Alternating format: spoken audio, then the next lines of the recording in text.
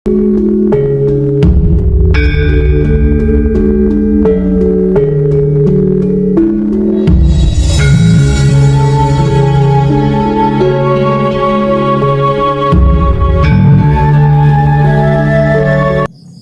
telah turunkan kepadamu Al-Quran dengan membawa kebenaran, membenarkan apa yang sebelumnya, yaitu kitab-kitab yang diturunkan sebelumnya, dan batu ujian terhadap kitab-kitab yang lain itu.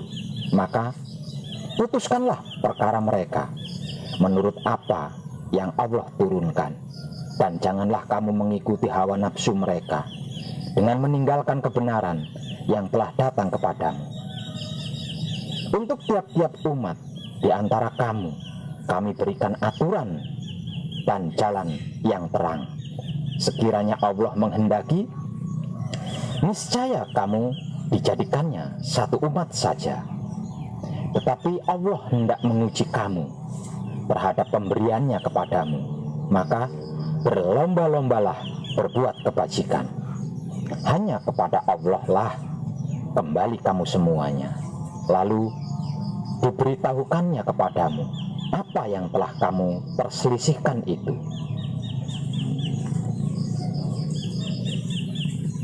Begitulah terjemahan bebas dari Al-Quran, surat Al-Maidah ayat 48.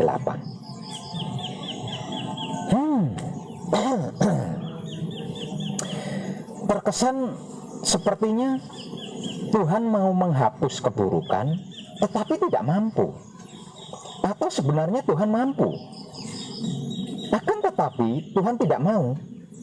Atau Tuhan tidak mampu dan tidak mau.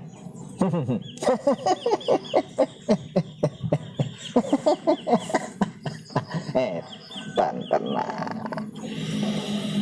Jikalau Tuhan mau tetapi tidak mampu, berarti Tuhan lemah.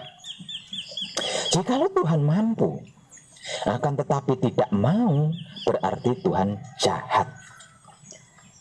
Tetapi jikalau Tuhan mampu dan mau menghapuskan kejahatan, lantas bagaimana kejahatan itu ada di dunia ini?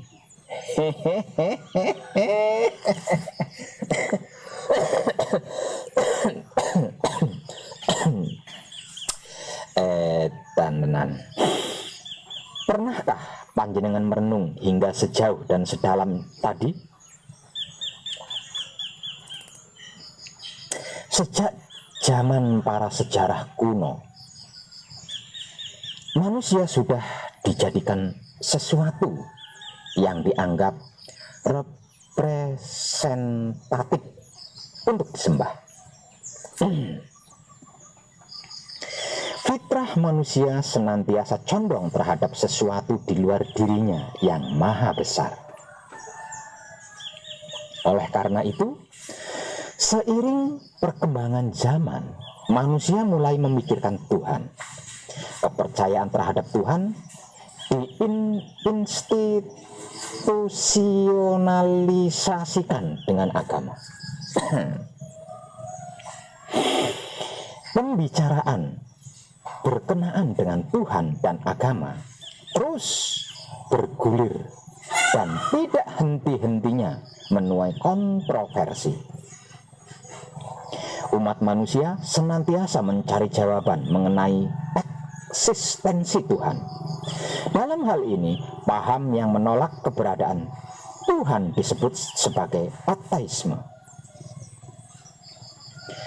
Paham tersebut menafikan aspek spiritualitas dari kehidupan ini.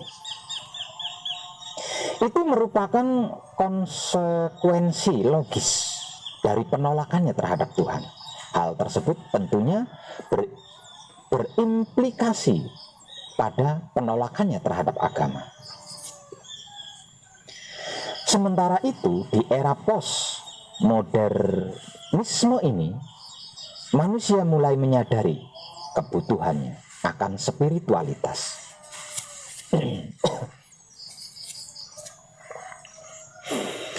Dan pencarian Tuhan mulai melalui agama adalah alternatifnya.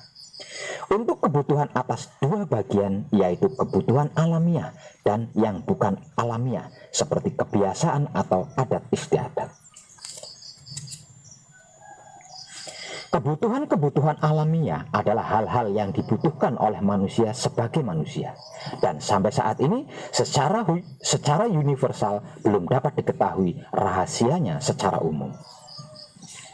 Misalnya, keinginan manusia untuk mengetahui dan menyelidiki, untuk menjadi terkenal dan menjadi tampan atau cantik, keinginan untuk memiliki keluarga, dan lain sebagainya.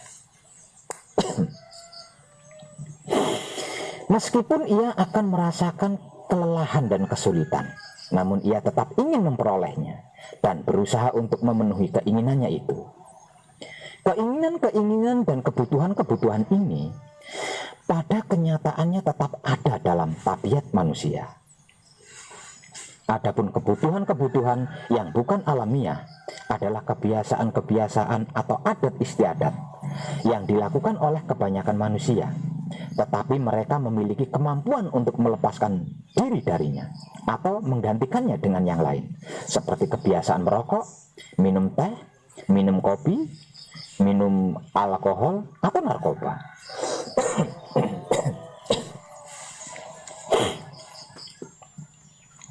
Itu semua dapat menjadi kebutuhan-kebutuhan yang sangat dicari dan diinginkan oleh manusia, seperti halnya kebutuhan-kebutuhan alamiah.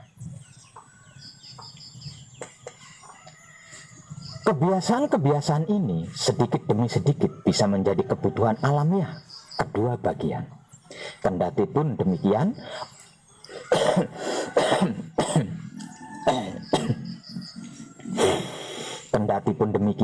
manusia masih tetap mampu meninggalkan atau melepaskan diri darinya, ataupun mendidik generasi mendatang untuk tidak memikirkan hal-hal tersebut. Berbeda dengan dorongan-dorongan dan keinginan-keinginan alamiah, manusia tidak akan dapat menghindar atau meninggalkannya. Dengan melihat pandangan mengenai dua jenis kebutuhan manusia ini, mungkin untuk saat ini kita bisa memasukkan agama sebagai kebutuhan alamiah manusia. Walaupun demikian, saya tidak hanya akan membahas kebutuhan manusia akan agama berdasarkan masing-masing individu manusia yang bersangkutan. Akan tetapi, saya menempatkan manusia sebagai suatu kelompok masyarakat sosial yang bukan tidak mungkin kebutuhannya akan agama akan menjadi berbeda ketika manusia saling berinteraksi dan saling mempengaruhi dan dipengaruhi baik oleh sesama manusia itu sendiri maupun oleh lingkungan sekitarnya.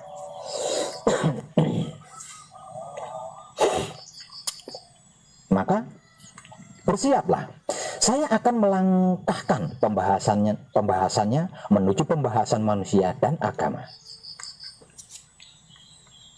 Salah satu hal yang terpenting dalam agama pada masyarakat adalah ia harus percaya terhadap hal yang sakral, walaupun ini berkaitan dengan hal-hal yang penuh misteri, baik yang sangat mengagumkan ataupun yang sangat menakutkan. Dan agama memiliki berbagai dimensi yang selanjutnya menggugah banyak pemikir untuk menumpahkan pemikirannya, untuk mengkaji tentang agamanya. Berikut ini adalah beberapa pandangan para pemikir berkaitan dengan agama, yang berkaitan dengan jenis-jenis agama. Dalam pembahasan antara agama dan manusia, pada umumnya ada dua macam agama yang dipelajari dalam berbagai disiplin ilmu sosial sebagai berikut.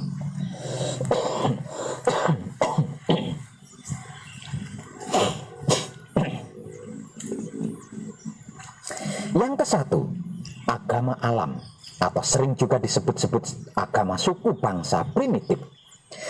Ada berbagai sebutan yang diberikan kepada agama tersebut sesuai dengan kepercayaannya, seperti animisme, dinamisme, politeisme, dan lain-lain sebagainya.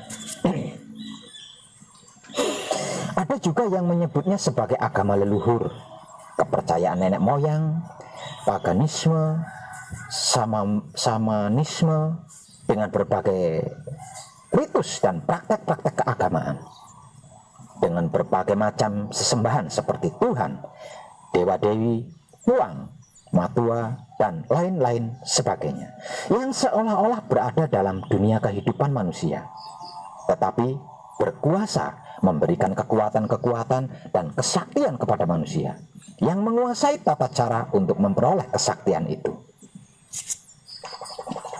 Yang kedua, agama profetis yang biasa juga disebut sebagai agama samawi, yaitu agama yang diturunkan oleh Sang Pencipta melalui utusan atau nabinya kepada manusia. Agama yang tergolong jenis ini antara lain adalah agama Yahudi, agama Islam, dan lain-lain sebagainya. Sang Maha Mencipta berkuasa atas makhluknya dan berada di luar makhluk, serta menentukan sendiri kehendaknya tanpa bergantung kepada makhluknya. Selain itu, berkaitan dengan evolusi agama, menurut pengetahuan saya, ada 3 ciri dasar kehidupan beragama, yaitu sebagai berikut. 1 adalah ritual. Ritual ditransmisikan seluruhnya oleh kebudayaan. Fungsi ritual manusia yang paling penting adalah membantu individu dan kelompok menanggulangi krisis-krisis besar dan peralihan-peralihan hidup di dalam kehidupan, seperti kelahiran, pubertas, perkawinan, dan kematian, serta sejenisnya. Beberapa antropolog mengatakan bahwa ritual merupakan fenomena keagamaan primer. Beberapa ritual keagamaan seperti kurban dan pembaptisan merupakan cara-cara untuk berhubungan dengan Sang Maha Suci.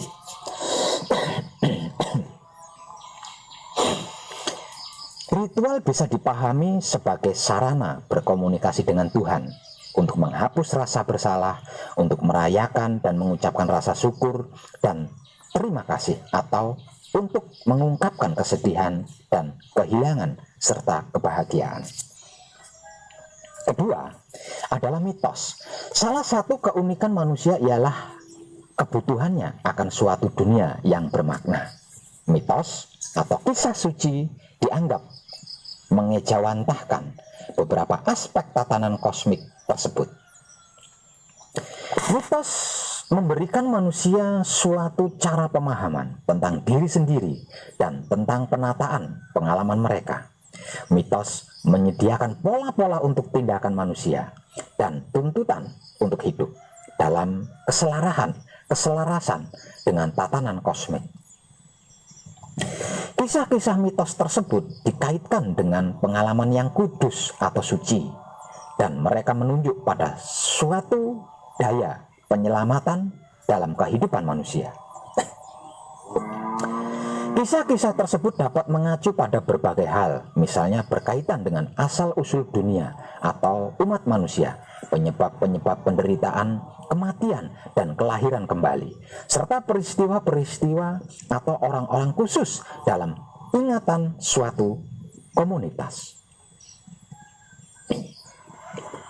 Mediasi-mediasi simbolik semacam itu membantu orang untuk mampu memberikan tanggapan baik terhadap situasi ketertekanan dan krisis maupun individu dan sosial, dan dengan demikian dapat membantu proses adaptasi dan stabilitas sosial. Yang ketiga adalah pengalaman beragama.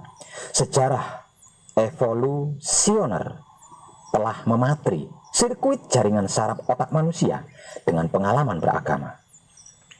Agama memenuhi satu kebutuhan dasar manusia, yaitu kebutuhan untuk mengarahkan diri dalam kerangka makna yang lebih luas, yang bisa diperoleh dalam melalui pengalaman akan kesatuan segala sesuatu dan juga dalam mitos kosmik.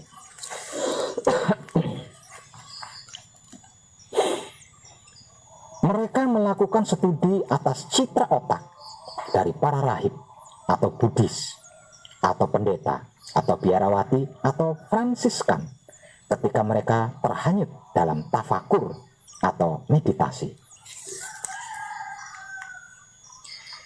Studi tersebut memperlihatkan tanda-tanda meningkatnya aktivitas dalam lobus frontal otak depan yang merupakan pusat proses perhatian meskipun tidak ada masukan lewat indera.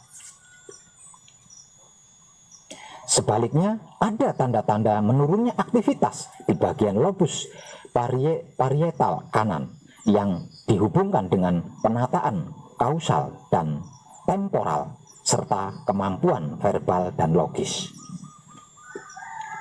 Dan bagian lobus parietal kiri yang dihubungkan dengan relasi integratif, holistik, dan spasial. Menurunnya penataan spasial berkenaan dengan ruang, sipasi atau sipasi muncul bersamaan dengan rasa akan kesatuan, hilangnya kedirian individual, dan sirnanya semua batas sebagaimana dilukiskan oleh para mistikus.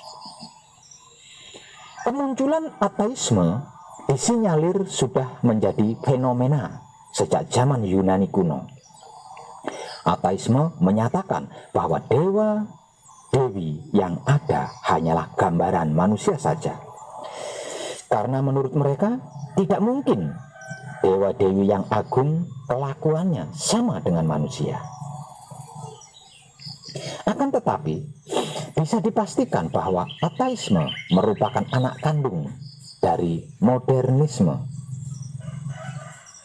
yang mengagung-agungkan akal pikiran.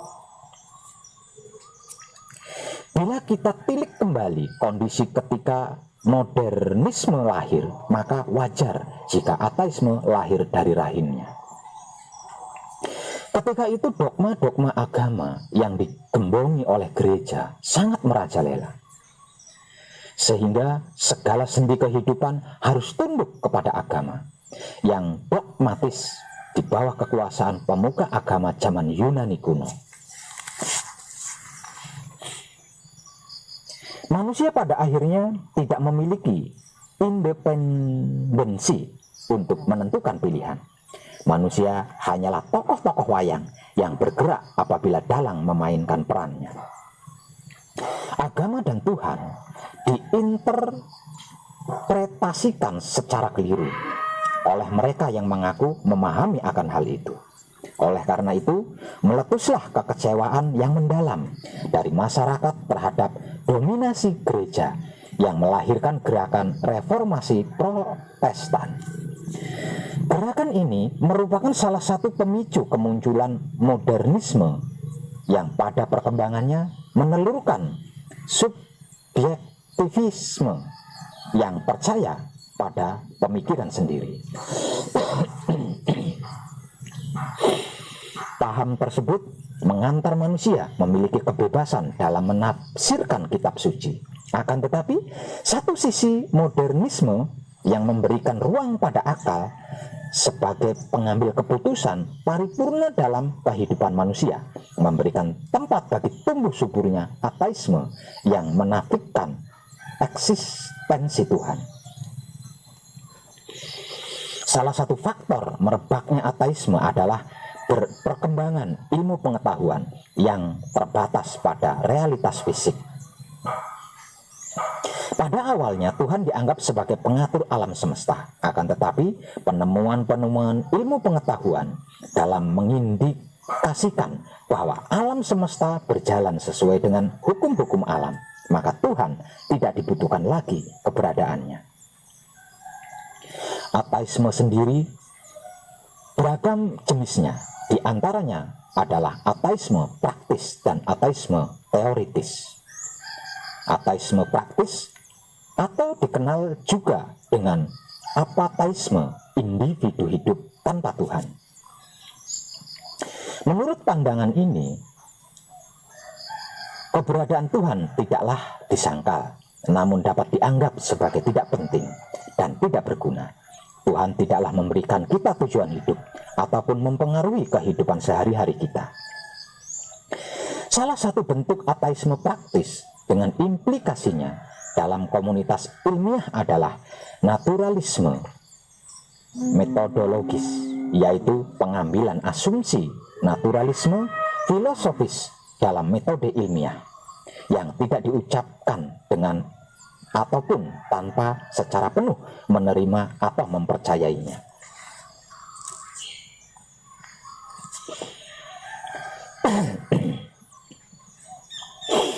Ateisme praktis dapat berupa ketiadaan motivasi religius, yakni kepercayaan pada Tuhan tidak memotivasi tindakan moral, religi ataupun bentuk-bentuk tindakan lainnya seperti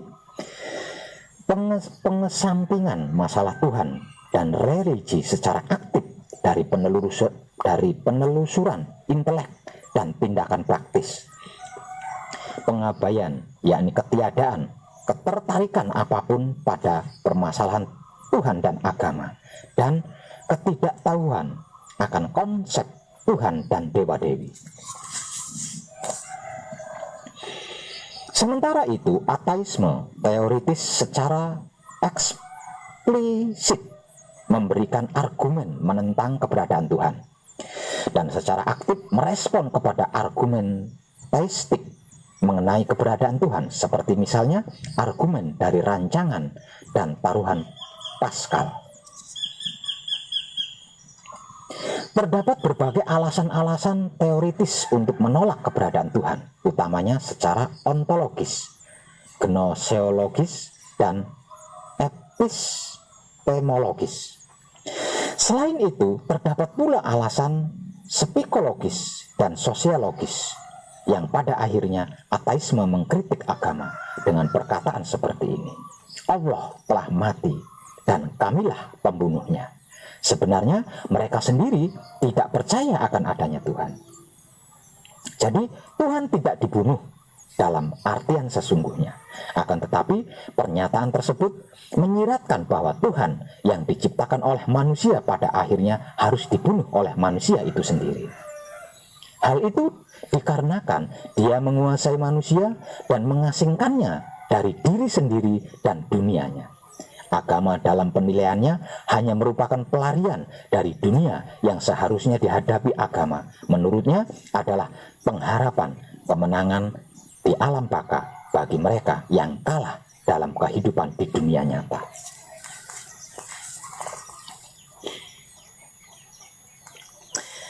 Agama berkaitan erat dengan moralitas yang dicirikannya sebagai moralitas budak, seperti kerendahan hati, sikap rela menerima, kesediaan untuk tidak membalas, dan sebagainya.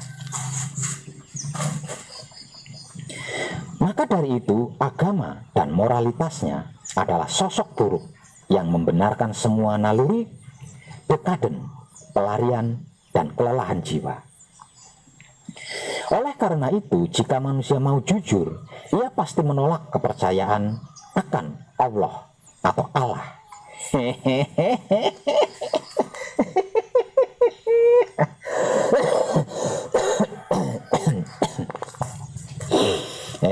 Dan tenang.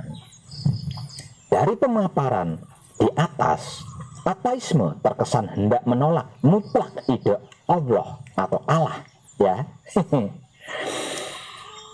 Namun yang sebenarnya tidaklah begitu. Intinya, setiap manusia yang paham ingin memperoleh kepastian bahwa kita sedang menuju Allah atau Allah alias Tuhan, atau tidak ingin salah jalan maksudnya.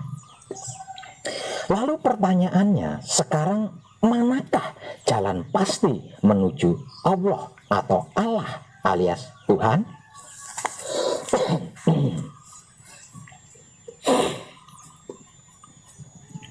Benarkah agama-agama itu adalah jalan menuju Allah atau Allah alias Tuhan? sabar, jangan terburu-buru, santai saja, oke? Dalam usaha mencari jalan kepada Allah atau Allah alias Tuhan, manusia percaya bermacam-macam agama, dan setiap agama membanggakan dirinya sebagai jalan kepada Allah atau Allah alias Tuhan. Bahkan ada agama yang merasa sebagai satu-satunya jalan kepada Allah atau Allah alias Tuhan. Sebenarnya semua agama sama-sama mempunyai kode etik, aturan, ritual, dan lain-lain, dan penganutnya harus mempraktekkan sistemnya. Setiap mereka berpandangan bahwa aturan-aturan agamanya merupakan jalan kepada Allah atau Allah alias Tuhan. Menurut saya pribadi, itu tidaklah tepat. Sebab karena setahu saya, ketika saya menyelami semua agama yang ada, tidak ada janji maupun bukti bahwa orang dapat menjalankan semua syariat atau aturan agama lalu masuk surga. Jangankan ke Allah atau Allah alias Tuhan, ke surga saja tidak pasti.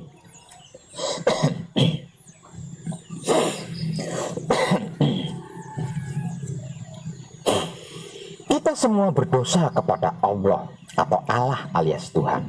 Ketaatan kita kepada Allah atau Allah alias Tuhan tidaklah sempurna. Sedangkan Allah atau Allah alias Tuhan adalah maha suci yang tidak bisa dicampuri dan tercampuri oleh apapun selain suci itu sendiri. Ayo. Agama menjelaskan Allah atau Allah alias Tuhan berada di surga. Jika seseorang ingin bertemu Allah atau Allah alias Tuhan, maka harus masuk surga. Jadi, kepastian masuk surga adalah bukti dan jaminan bertemu Allah atau Allah alias Tuhan di surga. Versi agama-agama. Sekarang pertanyaannya ialah, apakah agama-agama itu menjamin umatnya pasti masuk surga? Sebab jika kita tidak pasti masuk surga, maka tidak pasti pula bertemu Allah atau Allah alias Tuhan di surga. Maka jaminan masuk surga sangat penting sebagai jaminan jalan menuju Allah atau Allah alias Tuhan bagi seluruh pemeluk agama-agama. Sementara kita di setiap waktunya melakukan banyak dosa, artinya hanya pantas dihukum di neraka yang kekal. Hukuman itulah yang menyebabkan umat beragama tidak mungkin bertemu Allah atau Allah alias Tuhan di surga, kecuali jika Tuhan itu menghendakinya. Tapi siapapun orangnya, jika sadar, sesadar-sadarnya pasti berhenti menuntut jaminan masuk surga kepada agamanya untuk bertemu dengan Allah atau Allah alias Tuhan. Ketika mengetahui ayat-ayat yang tersirat di dalam Alkitab yang memberikan penjelasan bahwa dan kepunyaan Allah atau Allah alias Tuhanlah timur dan barat, maka kemanapun kamu menghadap, disitulah wajah Allah atau Allah alias Tuhan. Sesungguhnya Allah atau Allah alias Tuhan maha luas nikmatnya, lagi maha mengetahui. Aku sesuai persangkaan hambaku, aku bersamanya ketika ia mengingatku. Jika ia mengingatku saat bersendirian, aku akan mengingatnya dalam diriku. Jika ia mengingatku di suatu kumpulan, aku akan mengingatnya di kumpulan yang lebih baik daripada itu, yaitu kumpulan malaikat. Jika ia mendekat kepadaku sejengkal, aku mendekat kepadanya sehasta. Jika ia mendekat kepadaku sehasta, aku mendekat kepadanya sedepah. Jika ia datang kepadaku dengan berjalan biasa, maka aku mendatanginya dengan berjalan cepat. Ketahuilah, sesungguhnya di dalam tubuh manusia terdapat segumpal daging. Jika ia baik, seluruh tubuh baik. Jika ia rusak, rusak pula seluruh tubuh. Ketahuilah, segumpal daging itu ialah hati. Barang siapa yang mengenal dirinya akan mengenal Rabb-nya. Bacalah kitab yang kekal yang berada di dalam diri kalian sendiri. Manusia itu rahasiaku dan aku rahasia manusia. Allah atau Allah alias Tuhan itu batinnya manusia.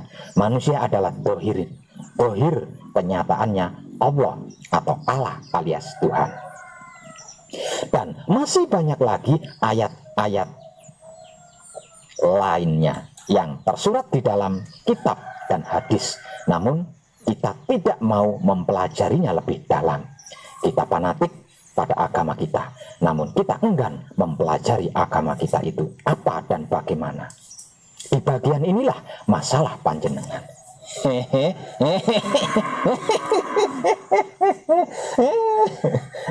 Teman-teman.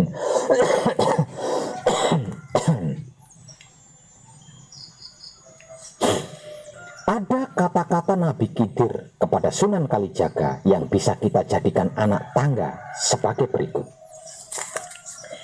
Yen tanana sira iku ingsun tanana ngarani, mung sira ngarani ing wang, dene tunggal lan sireki. Iya ingsun, iya sira, ananira aran mami.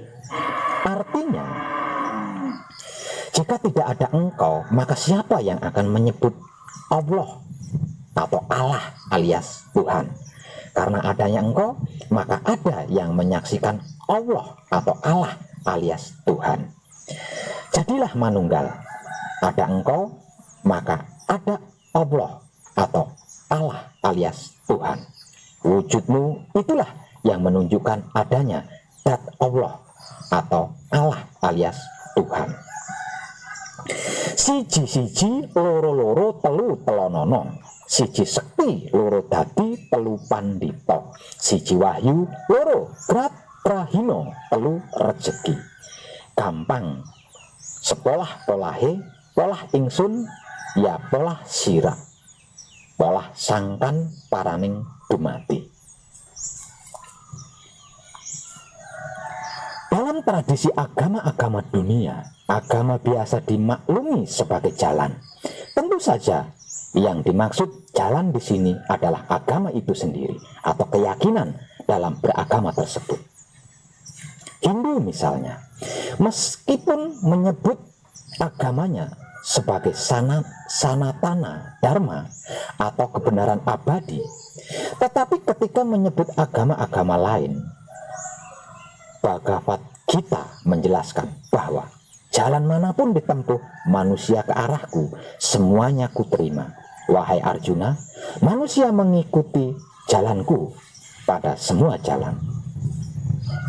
Siddhartha Gautama juga menyebut salah satu fungsi utama kehadiran Buddha adalah sebagai jalan tengah atau Majjhima Pati Pada atau 8 ruas jalan utama atau mulia.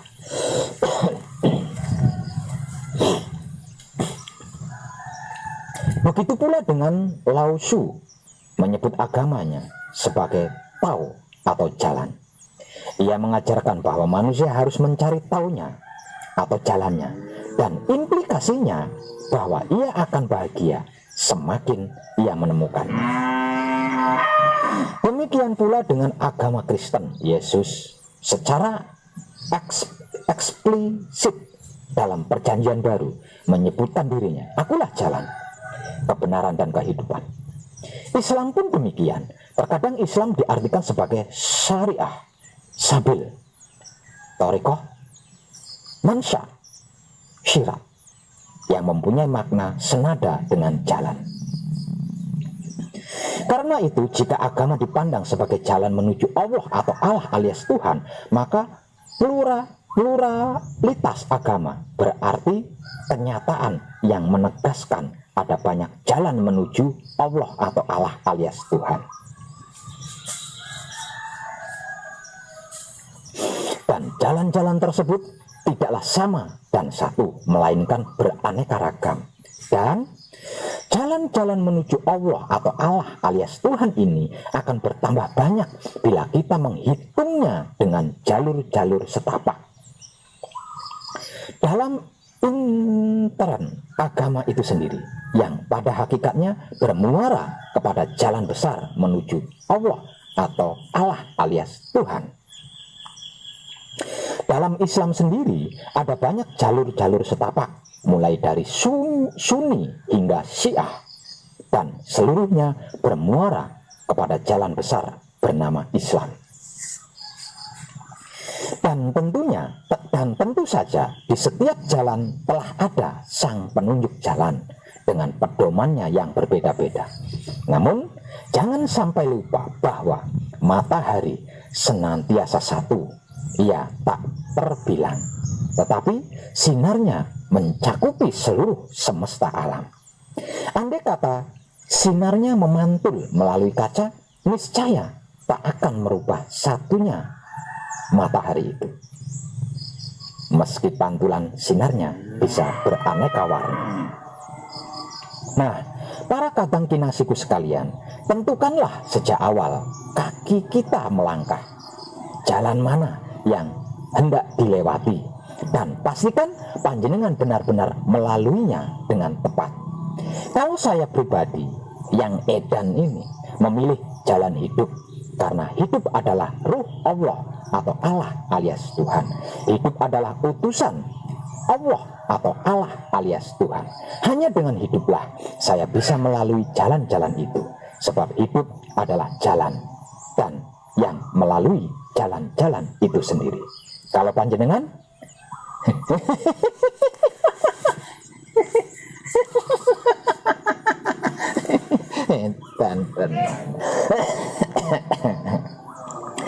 tercerahkanlah panjenengan semuanya, dan salam setuhan penuh cinta kasih sayang dari dalam lubuk hati saya Wong Edan Baku yang paling dalam. Selamat, selamat, selamat. Rahayu, rahayu, rahayu. Damai, damai, damai, tentram. Saya Wong Edan Baku ngaturaken sugeng rahayu lir ing sambikala pamanggih yuwana pinayungan mring ingkang maha suci. Pasuki yuwana teguh rahayu selamat. Berkah selalu untuk semuanya tanpa terkecuali, terutama para sedulur, khususnya para katang konto dan kanti anom saya yang senantiasa direstui yang dat maha suci hidup. Om Santi Santi Santi Om. Wassalamualaikum warahmatullahi wabarakatuh. Terima kasih, terima kasih, terima kasih, dan salam kebajikan. Gusti ingkang Maha Suci, pencipta dan penguasa alam semesta seisinya, Bapak Ibu dari segala ilmu pengetahuan, asal usul nenek moyang semua makhluk, sungguh murka paduka yang hamba harap kalau penguraian kitab Purwakala warisan leluhur kami ini yang hamba terjemahkan dalam bahasa merdeka tanpa tedeng aling-aling, tidak sesuai dan tidak tepat dengan aslinya. Ini saya lakukan demi cinta kasihku. Ini saya lakukan demi cinta kasih sayangku kepadamu dan seluruh makhlukmu, supaya tidak ada lagi kecurangan dan kebohongan terkait tentangmu. Dengan ini, saya telah menyampaikan firman-Mu kepada orang-orang yang saya cintai, kepada orang-orang yang saya kasihi, dan kepada orang-orang yang saya sayangi. Maafkanlah saya, maafkanlah hamba jika apa yang telah saya sampaikan kepada orang-orang yang saya cintai, kasihi dan sayangi tidak membuat orang-orang yang saya cintai, kasihi dan sayangi segera sadar dan menyadari akan kebenaran-Mu. Ampunilah orang-orang yang saya cintai, kasihi dan sayangi, dan bukakanlah pintu hati mereka, dan terangilah dengan rahmat-Mu, agar tidak ada lagi kegelapan dan kesesatan di hati orang-orang yang saya cintai, kasihi dan sayangi. Damai di pikiran, damai di hati, damai di syahwat, damai di dunia, damai di akhirat, damai, damai, damai.